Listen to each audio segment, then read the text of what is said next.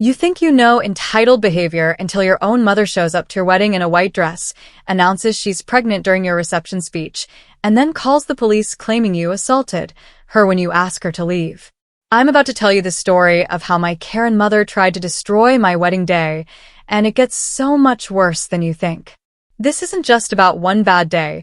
This is about 27 years of living with a woman who believes the entire world revolves around her. Hi everyone, I'm Jessica, and I need to tell you about my mother, Patricia. But calling her my mother feels wrong, because mothers are supposed to love and support their children. Patricia loves exactly one person, herself. Patricia is 52 years old and has spent her entire life believing she's the main character in everyone else's story. She's the woman who demands to speak to managers at restaurants when her food takes longer than 5 minutes. She's the woman who parks in handicapped spaces because it's just for a minute. She's the woman who cuts in line and then screams about her rights when people call her out. But I thought that was just how she was with strangers. I never realized how much her entitled behavior was destroying our family until my wedding day 3 months ago. That's when her narcissism reached levels that I didn't even know were possible. Let me start from the beginning so you understand just how insane this gets. My father, Mark, is what I call an enabler Karen. He's not entitled himself, but he's spent 30 years making excuses for my mother's behavior and cleaning up her messes.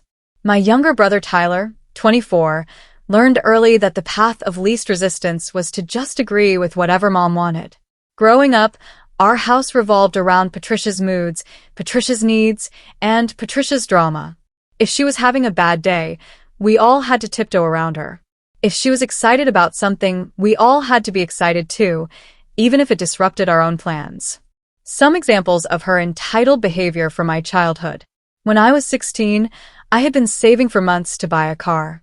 I had $3,000 saved from my part-time job.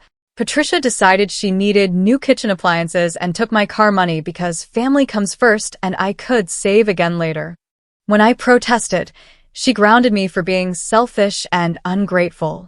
When I graduated high school as valedictorian, Patricia spent the entire graduation party talking to other parents about how she sacrificed everything for my education and how my success was really due to her excellent parenting. She literally made my academic achievement about her sacrifices. In college, I called home crying because my boyfriend had broken up with me. Instead of comforting me, Patricia spent 20 minutes telling me about her own relationship problems with my dad and how I didn't know what real heartbreak felt like. But the worst part was that she trained our entire extended family to cater to her behavior. If Patricia was upset about something, everyone dropped everything to make her feel better. If Patricia wanted something, the family pooled resources to get it for her. If Patricia threw a tantrum, everyone apologized to her for whatever caused her outburst. I learned to keep my head down, not make waves, and just wait until I could move out and have a normal life. 2 years ago, I met David, and he's everything Patricia is not. He's kind, considerate, and puts other people's needs before his own. He's a social worker who spends his days helping families, and he treats service workers with respect and kindness.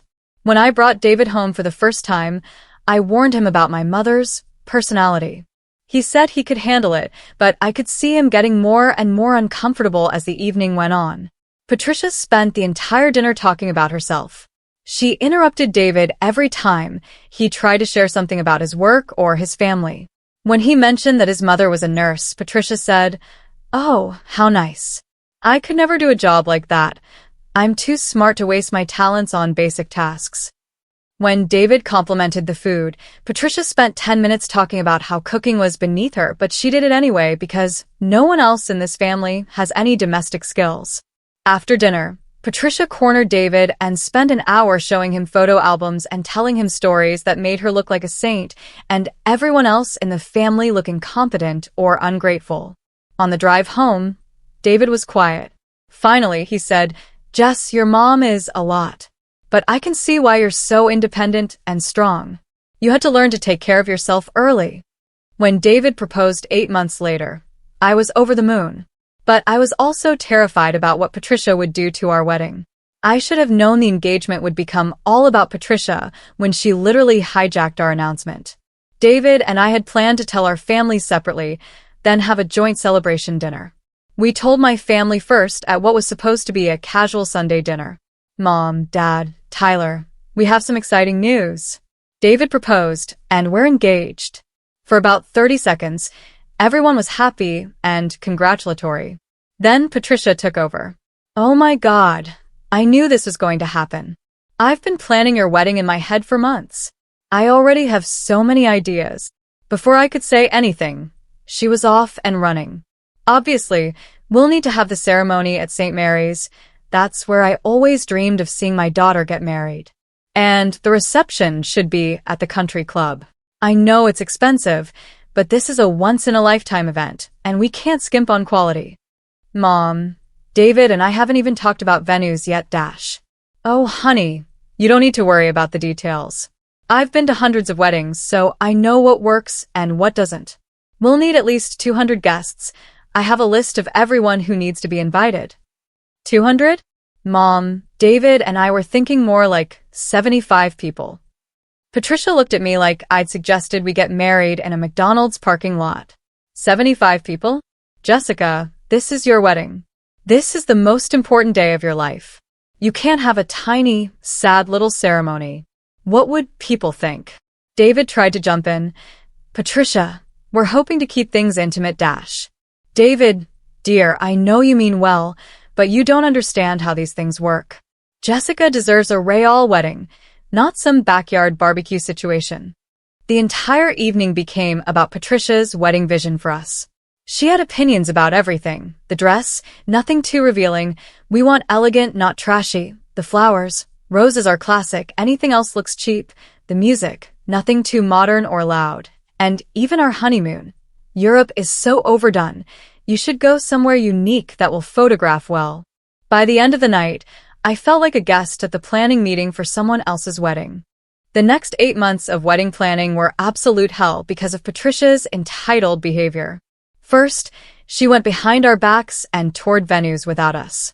She put deposits down at 3 different places to hold them, while we made up our minds. When I told her we had already booked a beautiful garden venue that fit our budget and vision, she threw a tantrum. Jessica, that place looks like a park. What are people going to think when they see your wedding photos? I already told everyone you'd be getting married somewhere elegant. Mom, David and I love the garden venue. It's perfect for what we want. What you want? What about what I want? I've been dreaming of my daughter's wedding for 27 years. Don't I get a say in this? Mom, it's not your wedding. That's when she started crying. Actual tears, right there in the bridal shop. I can't believe how selfish you're being, Jessica. After everything I've done for you, you won't even consider my feelings about your wedding. I guess being a good mother means nothing to you. My dad immediately jumped in. Jess, maybe you could just look at the venues your mother picked out. She's put a lot of thought into this. And that's how I ended up touring venues I didn't want, looking at decorations that weren't my style, and tasting food I didn't like, all because Patricia couldn't handle not being the center of attention. But the venue fight was nothing compared to the dress shopping. Patricia insisted on coming wedding dress shopping, which I knew was a mistake, but I couldn't figure out how to say no without causing World War III. I brought my maid of honor Sarah and my future sister-in-law Amy for support. Patricia brought my Aunt Linda for extra opinions. The first red flag was that Patricia had already called ahead to the bridal shop and told them her budget for my dress. Not our budget, her budget, which was double what David and I could afford. Mom, I told you our budget is $800 maximum. Jessica, you can't buy a real wedding dress for $800. I've already arranged to cover the difference because I refuse to let my daughter look cheap on her wedding day. The saleswoman looked confused. So, what's the actual budget? $2,000, Patricia announced. Money is no object for my baby's special day. I was mortified. I pulled the saleswoman aside and explained that our budget was firm at $800 and I didn't want to try on dresses I couldn't afford. But Patricia had already started pulling dresses off the racks, huge, elaborate ball gowns with trains that would drag behind me for 10 feet. Mom, those dresses aren't my style at all. Jessica, this is your wedding. It's not about your style. It's about looking like a proper bride. I tried on the dresses Patricia picked to keep the peace, but they were all wrong. Too big, too fancy, too princess for my taste. I looked like I was playing dress up in someone else's fantasy. Then I found the dress. It was simple, elegant, fitted but not tight, with delicate lace sleeves. It was exactly what I had envisioned, and it was $750 under budget. I came out of the dressing room feeling beautiful for the first time all day. Sarah gasped, "Jess, you look stunning. That's the dress." Amy started tearing up. "You look so beautiful and so much like yourself." I looked in the mirror and felt like a bride for the first time. Then Patricia spoke up. "No, absolutely not." "What do you mean, no?" "Jessica, that dress is so plain. You look like you're going to a cocktail party, not your wedding. Where's the drama? Where's the wow factor?" "Mom, I love this dress. I feel beautiful in it." "You feel beautiful in it because you don't know what a real wedding dress should look like. Trust me, in photos, you'll regret choosing something so boring." The saleswoman tried to help. "I think she looks absolutely radiant. The dress is very flattering and elegant." Patricia turned on the saleswoman. "I'm sorry, but I didn't ask for your opinion. I'm the mother of the bride, and I'm telling you this dress won't work." Sarah jumped in. "Patricia, it's Jessica's wedding and Jessica's dress. She looks gorgeous." "Sarah, I appreciate your support of Jessica, but as her mother, I have a responsibility to make sure she doesn't make a mistake she'll regret forever." That's when Patricia did something that still makes me angry. She started crying in the bridal shop. "I just want my daughter to have the most beautiful wedding possible. I've been dreaming of this day since she was born, and I can't bear to see her settle for something mediocre." Other customers started staring. The saleswoman looked uncomfortable. My Aunt Linda started patting Patricia's shoulder and telling me maybe I should think about it more. I was so embarrassed and overwhelmed that I almost gave in. But Amy, David's sister, said something that changed everything. "Patricia, Jessica isn't settling. She's choosing a dress that makes her feel beautiful and confident. Isn't that what every mother would want for her daughter?" Patricia stopped crying long enough to glare at Amy. "I don't think you understand the situation here." "I understand perfectly. You're trying to pressure Jessica into choosing a dress she doesn't want for your wedding fantasy instead of her actual wedding." That's when Patricia really lost it. "How dare you speak to me that way? You barely know this family, and you think you can tell me how to support my own daughter?" The entire bridal shop went silent. Other brides and their families were staring at us. I was mortified. I bought the dress I loved and told Patricia we were leaving. In the parking lot, she screamed at me for embarrassing her and letting David's family disrespect her. She said if I chose that dress, she wouldn't be responsible for how disappointed everyone would be in my wedding photos. I went home and cried for hours. David held me and told me his sister was right. Patricia was trying to live out her own fantasy through my wedding, and I didn't have to let her. If I thought the venue and dress fights were bad, the guest list battle nearly broke me. David and I wanted 75 guests total, close family and friends only. We made our list carefully, including people who had been important parts of our lives and relationship. Patricia made her own list of 140 people. "Mom, we can't invite 140 people. Our venue only holds 100, and we can't afford to feed that many people." "Jessica, I've been thinking about this, and you're being way too exclusive. Weddings are about bringing families together and celebrating with your community." I looked at her list. It included her entire book club, 12 people I'd never met. Her coworkers from her last 3 jobs, 20-plus people. Neighbors from our old neighborhood, where we hadn't lived in 10 years. Her college sorority sisters who she talks to once a year on Facebook. Extended family members who had never shown interest in my life. Plus ones for people who weren't even in relationships. "Mom, I don't even know half these people." "That doesn't matter. They know you because they know me. They've heard me talk about you for years, and they'd be hurt not to be invited." "But Mom, these are your friends, not mine." "Jessica, when you get married, you're not just marrying David, you're joining families and communities. These people are part of your support system, whether you realize it or not. Support system? I've never had a conversation with most of these people. That's when Patricia played her trump card. Fine. If you don't want my friends and family at your wedding, then maybe I shouldn't come either. She actually threatened not to come to my wedding because I wouldn't invite people I didn't know. My dad immediately started trying to broker a compromise. Jess, maybe you could add just a few people from your mother's list? She's so excited to share this day with everyone who's important to her. But Dad, it's supposed to be about people who are important to me and David. Patricia jumped back in. I can't believe how selfish you're being. I supported you your entire life, and now you won't even let me invite a few friends to celebrate your wedding. We ended up compromising at 95 people, which meant cutting some of David's family and friends to make room for Patricia's book club. I should have known this was just the beginning. The week before the wedding, Patricia's entitled behavior reached new heights. She called my venue coordinator directly and tried to change our menu without telling us. When the coordinator called me to confirm, I was horrified to learn that Patricia had tried to upgrade to a more expensive package and add cocktail hour appetizers we hadn't ordered. I told him to charge it to my credit card. Patricia explained when I confronted her. I just want to make sure your guests have enough food options.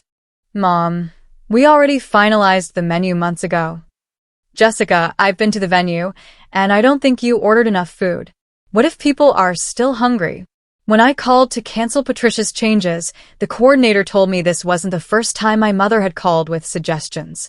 She had also tried to change our flower arrangements to something more dramatic. Upgrade our bar package to include top-shelf liquor. Add a chocolate fountain to the dessert table. Request a special bridal suite where I could get ready for an extra $300.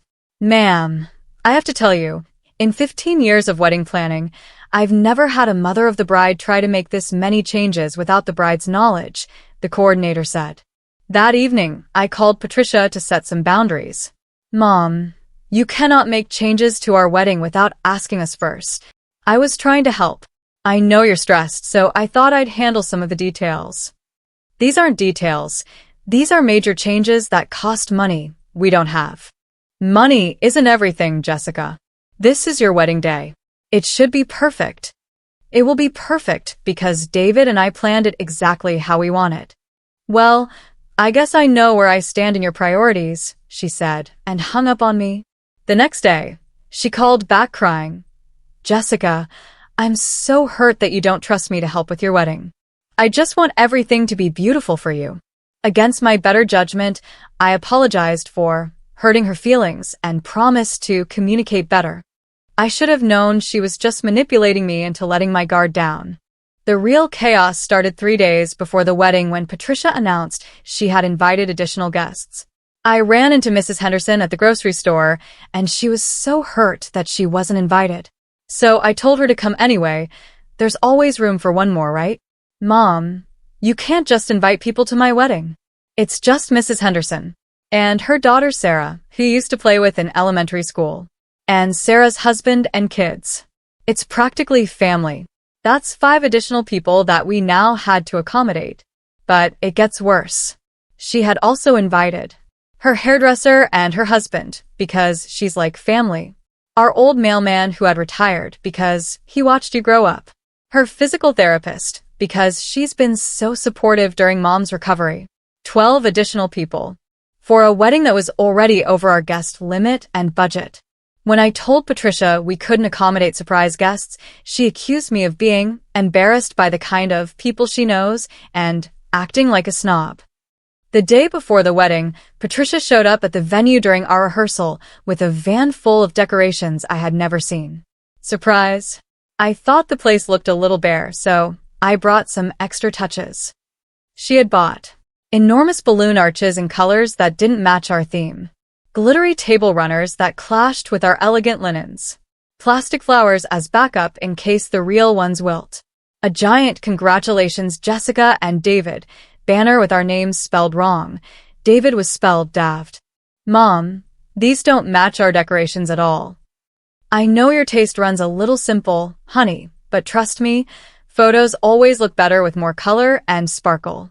Our venue coordinator pulled me aside. Do you want me to use these decorations? I felt terrible, but I had to tell her no. We had spent months planning a cohesive, elegant look, and Patricia's additions would have made it look like a children's birthday party. When I told Patricia we wouldn't be using her decorations, she had a complete meltdown in front of our entire wedding party. I spent hundreds of dollars on those decorations. I've been shopping for weeks to find the perfect additions to your wedding, and you're just going to throw them away. Mom, I appreciate the thought, but no, you don't appreciate it. You don't appreciate anything I do for you. I've spent months trying to help make your wedding perfect, and you've rejected every single suggestion I've made. She was screaming. In front of David's family, our friends, and the venue staff. David tried to calm her down. Patricia, maybe we can talk about this privately. Don't you dare try to manage me, David. This is between me and my daughter. My future mother-in-law looked shocked. My bridesmaids looked uncomfortable. The pastor who was officiating looked like he wanted to leave. Finally, my dad convinced Patricia to go home and get some rest for tomorrow. As they were leaving, Patricia turned to me and said, I hope you're happy, Jessica. You've completely ruined what was supposed to be a beautiful family celebration. I cried myself to sleep that night, wondering if my own mother was going to ruin my wedding day.